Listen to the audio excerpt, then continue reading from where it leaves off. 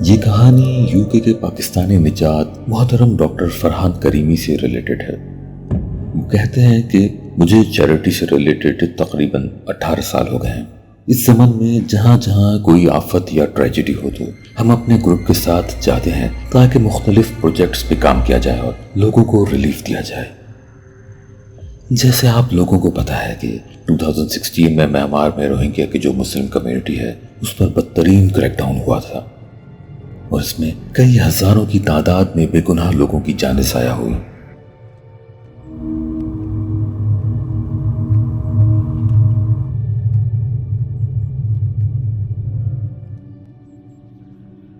جب یہ brutal crack down ہوا تھا تو ہماری جو چیریٹی ہے وہ فوراً متحرک ہو گئی، اور ہم نے یہی سوچا کہ جتنا زیادہ ہو سکے ان مظلوموں کو ریلیف دیا جائے۔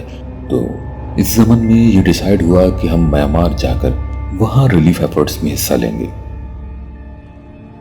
ہمیں اندازہ نہیں تھا کہ ہمیں کافی عرصے بعد جا کر انٹری ملے گی۔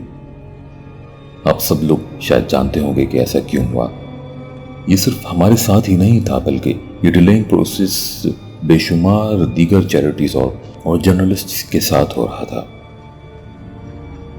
ہم جب تقریباً 3 یا 4 مہینے بعد میانمار پہنچے تو کافی روہنگیا کے لوگ بنگلہ دیش اور میانمار کے بارڈر پہ جا چکے تھے۔ ہم نے میانمار کی اتھارٹیز سے ریکویسٹ کی کہ ہمیں آپ پرمیشن دیں تاکہ ہم ان لوگوں تک پہنچ سکیں، تاکہ ان کی مدد کی جا سکے، لیکن ان کی اتھارٹیز کا رویہ ہمارے ساتھ بھی بالکل ٹھیک نہیں تھا۔ شاید ان کی مرضی ہی نہیں تھی کہ ہم وہاں جائیں، اور وہی ہوا کہ وہاں بھی انہوں نے ڈیلیئنگ ٹیکٹکس کیے۔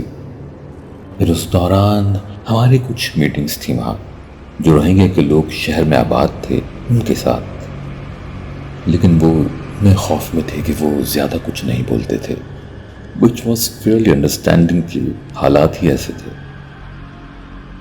ہم نے بھی کوشش کی کہ زیادہ سے زیادہ ان لوگوں کے ایسے طریقے سے ہیلپ کی جائے کہ وہاں کی اتھارٹیز کو پتہ ہی نہ چلے، جو لوکل ان کے مخبر تھے ان کو بھی اطلاع نہ ملے۔ یہ سچویشن ان مظلوموں کے لیے بہت خطرناک ہو سکتی تھی۔ خیر، اس دوران ہمیں ایک 60 سال کے بزرگ ملے، تو انہوں نے ہم سے پرائیویٹ میں ملنے کا کہا۔ ہم ان سے ملے تو انہوں نے ایک دکھ بھری داستان سنائی، جہاں ہم ان لوگوں کا حال دیکھ کے ویسے ہی دکھی تھے، وہیں ان کی کہانی سن کر ہمارے اندر لوگوں کی مدد کا جذبہ اور زیادہ بڑھ گیا، اور ہم نے سوچا کہ ان بزرگ کی ہر حال میں مدد کریں گے۔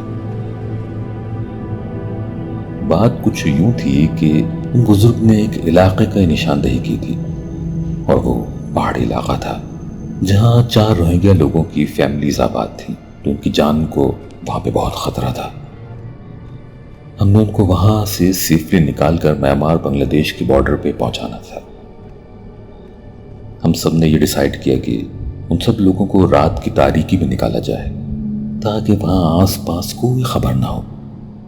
اگر کوئی بھی خبر لیک ہوتی تو اس میں ان مظلوموں کی جان تو جاتی ہی، بلکہ ساتھ ہمیں بھی ہیوی کانسیکوینسز کا سامنا کرنا پڑ سکتا تھا۔ چھپتے چھپاتے بڑی مشکل سے ہم اس جگہ پہ پہنچے۔ ہم نے سیفلی ان لوگوں کو وہاں سے نکالا، اور بارڈر پہ پہنچنے کے لیے ہمیں ایک بہت ہی خطرناک جنگل کا راستہ طے کرنا تھا، اور اس جنگل کے راستے بارڈر تک پہنچنے میں ہمیں تقریباً 3 دن لگنے تھے۔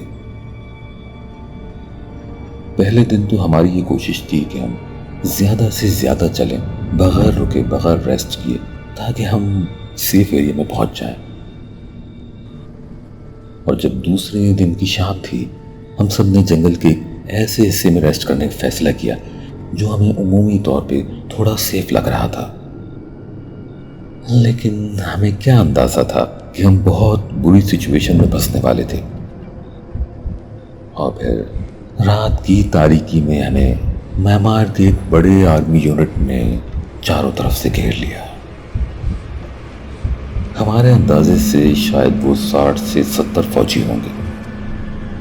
وہ لوگ لاؤڈ سپیکرز پہ اعلان کرنے لگے کہ یہاں سے تم لوگ بچ کر آگے نہیں جا سکتے ہو، اس لیے بہتر یہ ہے کہ سرنڈر کر دو۔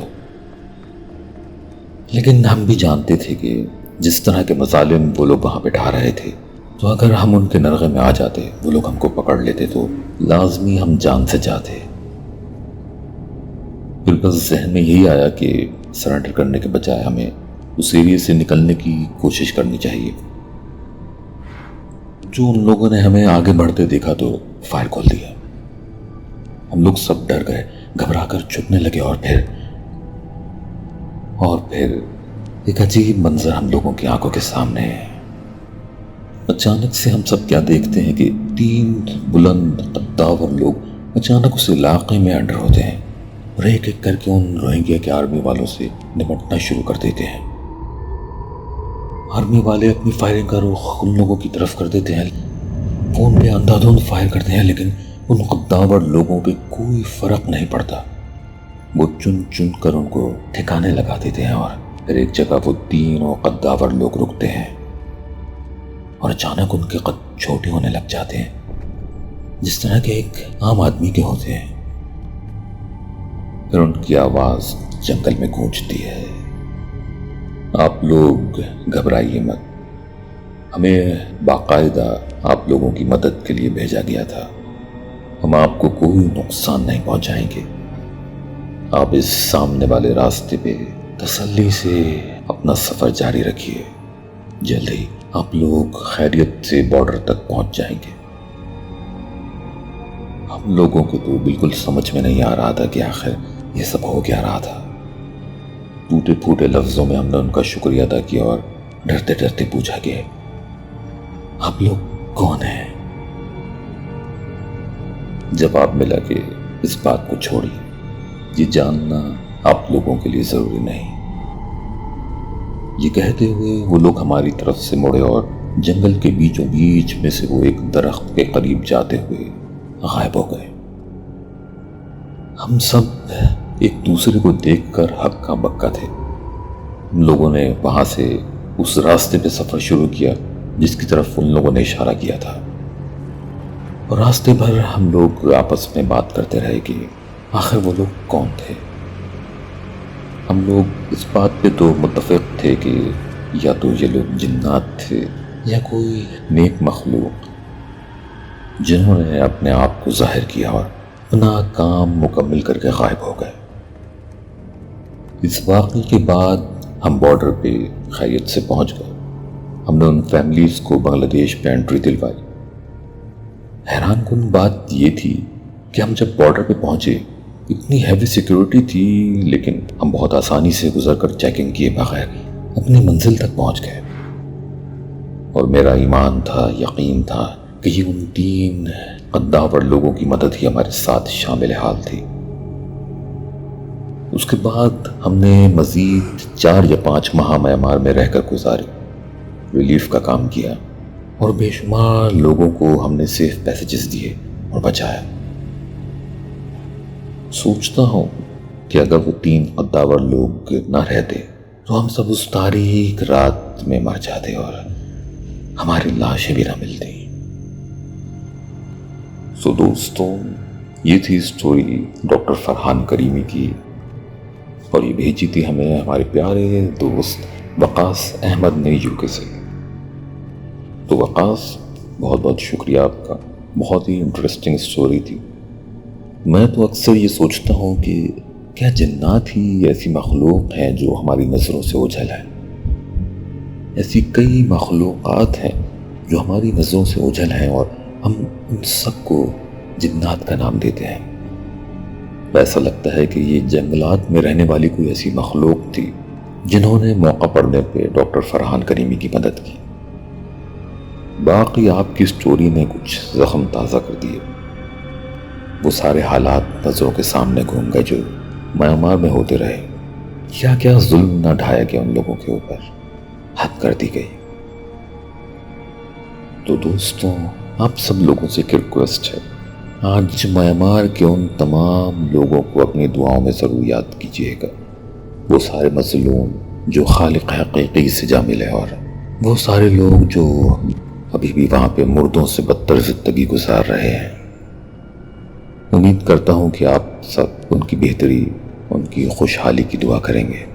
اس کے ساتھ ہی اپنا بھی بہت خیال رکھیے گا.